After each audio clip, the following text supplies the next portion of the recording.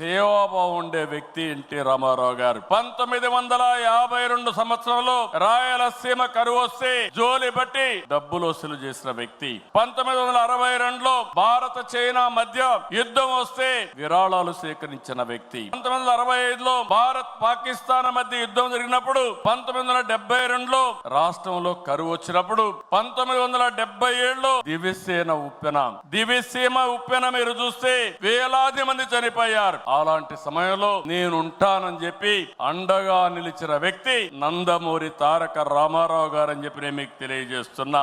మార్చి 29, 1982 Telugu Desam party ఏర్పడిన రోజు. నిన్న మార్చికి 43 సంవత్సరాలు. ఇప్పుడు మిమ్మల్ని చూస్తా ఉంటే రోజు రోజుకు మీ ఆదరణ పెరుగుతా ఉంది.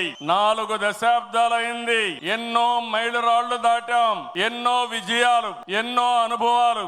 ఎన్టీఆర్ ఆశయాలు, సిద్ధాంతాలని ముందుకు తీసుకెళ్తున్నాం. ఆయన స్ఫూర్తితోనే సంక్షేమానికి, సంస్కరణలు, అభివృద్ధికి పెద్దపీట వేస్తున్నాం. 2024 ప్రజలిచ్చిన తీర్పు విధ్వంసం నుంచి అభివృద్ధి వైపు ముందుకు పోతున్నాం. పేదరికం లేని సమాజం కోసం మన నాయకుడు తప్పించారు. ఆయన ఆశయం కోసరం నేను ఒకటే ఆలోచించాను. శాశ్వతంగా జీరో పావర్టీ, అంతేకాదు శాశ్వతంగా పేదరికం లేకుండా చేయడమే కాకుండా ఆర్థిక అసమానతలు తగ్గించి ప్రతి ఒక్కరి జీవితంలో జీవన ప్రమాణాలు పెంచాలనేది తెలుగుదేశం పార్టీ సంకల్పం అని చెప్పి కూడా నేను మీకు తెలియజేస్తున్నా.